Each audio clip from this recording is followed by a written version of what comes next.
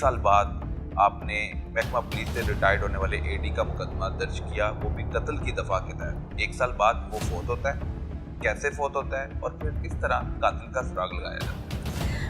سب سے امپورٹنٹ بات یہ ہے کہ ان کا 1 سال لیٹ پرچہ اس لیے ہوا کہ دیر از نو 15 کال ریگارڈنگ کہ یہ مرڈر ہوا ہے یا اکبر علی صاحب کو کسی نے جان سے مار دیا ہے، اس کی کوئی 15 کال نہیں تھی۔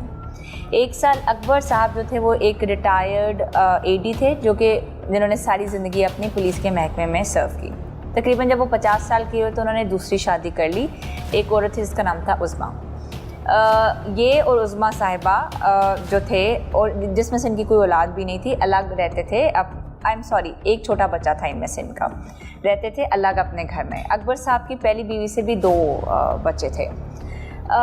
اکبر صاحب کی ڈیتھ ہوئی، ان کا مرڈر ہوا، بیوی نے نہ محلے داروں کو اتنا آئیڈیا ہے نہ کچھ ہے، ان کو راتوں رات دفنا دیا، وچ از وائی پولیس کو پتہ ہی نہیں چلا، کوئی 15 کی کال نہیں تھی، کوئی سسپیشن نہیں تھی، تو راتوں رات وہ رات کے اندھیرے میں ان کو دفنا دیا گیا۔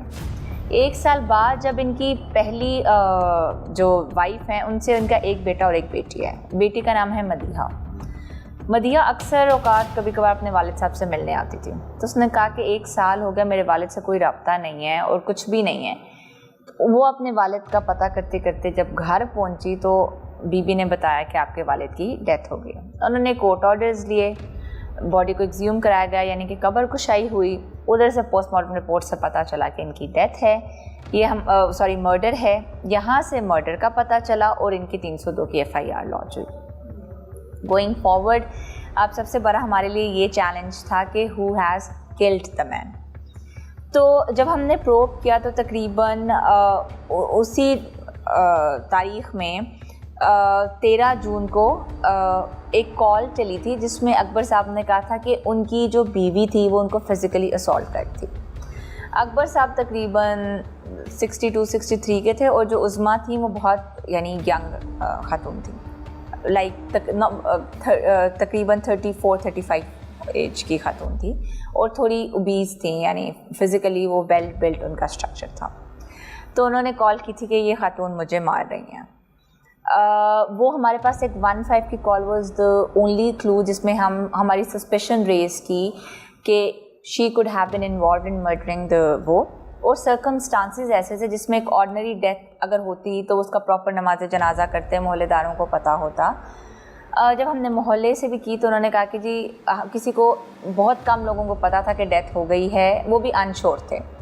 اور وہ کہتے ہیں کہ اکبر صاحب خود بھی ایک سوشلی آئسولیٹڈ قسم کے انسان تھے، وہ محلے داروں سے اتنا وہ رکھنا بھی پسند نہیں کرتے تھے، ایکسیپٹ کبھی کبھی وہ مسجد میں نماز پڑھنے چلے جاتے تھے۔ تو انہوں نے کہا کہ ہمیں جب یہ مسجد میں نماز نہیں پڑھنے آ رہے تھے تو یہ ہماری ہمیں لگا، لیکن کیونکہ وہ خود سوشلی الوو رہنا چاہتے تھے تو کسی نے کوئی ایسا مناسب نہیں سمجھا کہ پولیس کو بتایا کہ کچھ وہ۔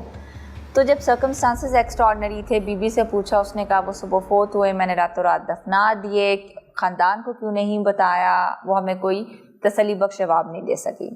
پھر ہم نے اس کے پہ CDR انالیسس پہ کام کرنا شروع کر دیا، تو ہمیں پتہ چلا کہ جس کا فریکوینٹ کالر ہے وہ ایک فہد نامی بندہ ہے۔ جو فہد تھا وہ ان کے ساتھ AD صاحب کے ساتھ کام کرتا تھا، ان کا ایک چھوٹا سا بزنس تھا، ان کے ساتھ کام کرتا تھا، اور اگر گھر میں بھی کوئی چھوٹی موٹی جیسے بجلی خراب ہو گئی، یہ خراب ہوگی، وہ آ کے کام کرتا تھا۔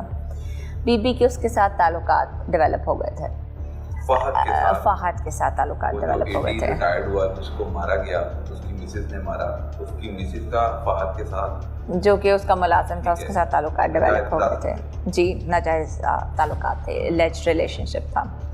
تو ہمیں پتہ چلا کہ اس رات بھی ایک کال کی گئی ہے، بیوی نے فہد کو کال کیا، پھر ہم نے اس طرح فہد کو پکڑا بیسیکلی، اور بیوی روپوش ہو گئیں، وہ بھاگ گئیں جب پولیس نے ان سے انویسٹیگیشن کی، لیکن ہم نے CDR سے فہد کو پکڑا۔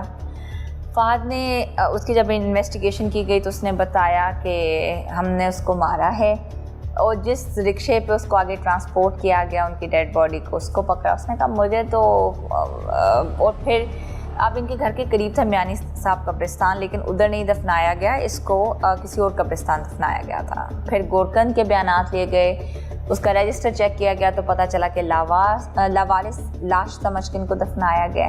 تو یہ سارے جو سرکمسٹانشل ایویڈنسز تھے وہ اتنے زیادہ تھے کہ ہماری، اور جب اس نے کنفیشن بھی کر لیا इस तरह फिर हमने it took us like 4-5 months क्योंकि बीबी भाग गई थी, वो अपने पहले शोहर के पास भाग गई थी। जो बीबी थी दूसरी शादी की, उसकी भी दूसरी शादी थी उस्मा की, और पहले शोहर से उसका एक बेटा भी था।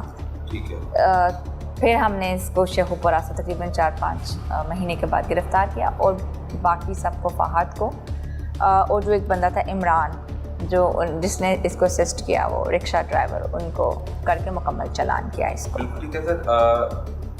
मुलज़मा जो उज़मा बुखारी है, अपने शौहर के साथ तनाज़ा क्या था, कत्ल करने की वजह क्या निकली, तफ्तीश में क्या बात सामने आई? वजह ये थी कि एक एलिज्ड रिलेशनशिप था उसका फहद के साथ। अकबर साहब थोड़े ओल्ड थे और उसने she was a young women, and secondly financial.